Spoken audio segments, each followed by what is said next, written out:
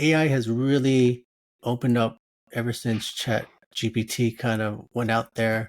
Mm. And I guess after the fact, if you look at all the work that's been put into blockchain and crypto and massive processing of compute power, Yeah, it's pretty much changed the whole industry to allow AI to finally emerge because it's been around for some time. Is that correct? 100%. Yes, Mm. yes. I mean, the idea of AI is it's older than IoT, older than big data, older than blockchain. It wasn't one specific date when 2008 the white paper came out for Bitcoin and then blockchain was born. But it was a longer process, and the term was, I think it's 50 years old, and it's almost as old as the internet, and people always read about, maybe not always, but like hundreds and hundreds of years thinking about the future robots and this kind of machine intelligence once Frankenstein and wakes up and has this kind of not a human but not a robot but something in between Mm. that thinks on its own, of course connected with the Turing test from Alan Turing that he was working in the Second World War, so he has been long dead, but we already, at that time people were thinking about this sort of intelligence in connection with the different technologies and different ways to employ it for our own benefit. So it's very, very old indeed. I'm not a historian, but I know that it's older than me. It's maybe from the 20th century or even before. Right, right. Well, what do you see then as the I mean, there's a lot of noise already with VCs investing into companies that are, solving something with AI. What do you think is what industries will be impacted the most, whether it be healthcare, law, manufacturing? What do you see the most impact? I mean, there are, as you say, a lot of noise. And a lot of people, AI is going to change everything. AI is going to kill this. This tool is going to kill that. This new startup just killed ChatGPT.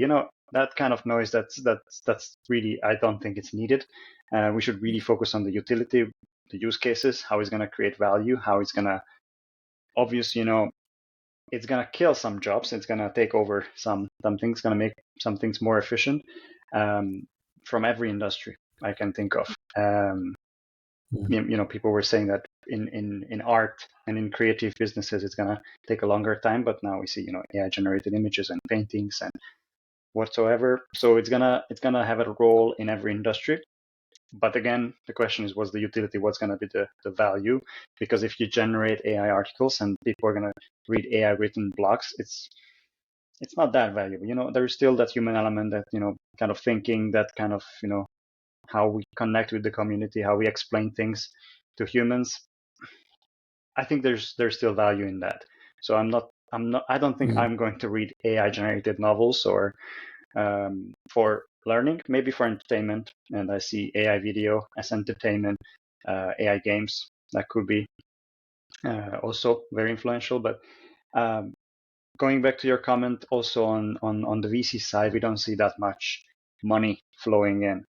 Everybody's talking about it, but relatively, it's not like 10 times Mm. more money going into AI startups. It is a lot more AI startups also in Y Combinator, also in VC investments, but it's just not as much money as the hype. So there's a little difference between the two. Right. So I would say it's more noise than it's. If you want, I will say it.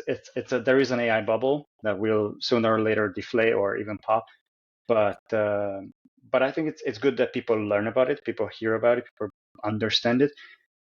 But the problem, for example, from my perspective, is I'm not gonna differentiate my startup based on the fact that it's an AI startup. I don't go to a VC and say I have an AI startup.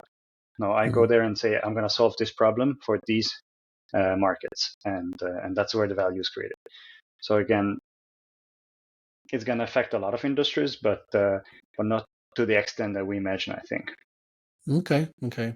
Well, let's dive into something a little bit more specific on how AI is going to impact the industry, and let's talk through some of your companies and what you're solving, and how AI going to actually help out in that respect. Yeah. then I go a little bit back when what I said, on the detection side, we're working on that business for 2 years, and that's a perfect example. It was sexy, it was deep fakes, it was detection, it was saving the news industry, it was detecting fake videos and fake images that we see Mm. today popping up everywhere. Um, there was no market, so that was, I think, bad timing. After 2 years, we realized, talking to newspapers, banks, and insurance companies, that there was just no need on the market. It was a very mm, like, we had a very good pitch. It was a nice solution that we offered, but people just didn't see the problem. So we decided to switch and turn around and generate video content with AI. And we built a model that you have seen, the synthetic videos. It's called synthetic video, where humans are synthesized. Basically, you record an actor and then you train their face so that they can um, mimic the audio, essentially, and then move their mouth and synchronize their mouth to the audio.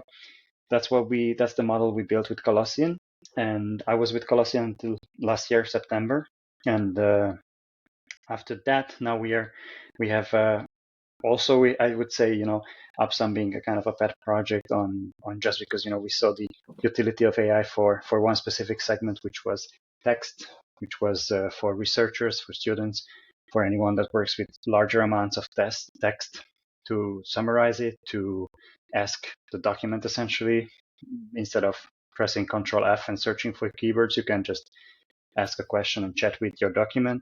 Now we are also building on top of that a knowledge base functionality, where you can build a chatbot based on a lot of documents or based on a website. So it's sort of something that we saw as an easy thing to build, and that's create essentially value with the help of AI, because you're saving a lot of time. So that's something that we just sort of worked on, I would say, because of the hype. But meanwhile, in the last 6 months, we were really thinking about what's really valuable and what can we bring to this market that is using our knowledge, using our experiences, using our skills, using AI, but is useful and is going to create value.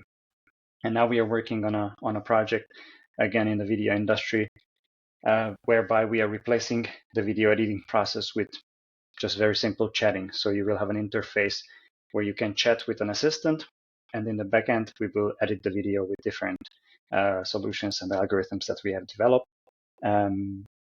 So that's specifically what was something that I had for the last 8 to 9 years. I had a lot of hours spent on video editing, and hopefully we can solve that with AI, with the help of an AI assistant, who will be able to edit your videos for you just based on your comments. So that's what I'm doing right now. That's what I'm busy with.